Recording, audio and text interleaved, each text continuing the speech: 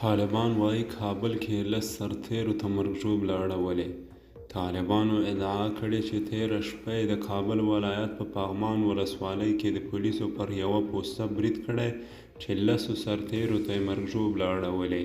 د طالبانو له لوري په دې اړوند خپره شوې خبرپاڼه کې راغلي چې د پغمان اړوند کوبکي سیمه کې یوه پوسته نیولې، پکې میشتو لسو تنو عسکرو ته یې مرګ ژوبله اړولې. یو میا M4 ټوپک او یو شمېر مهمات یې ترې وړي.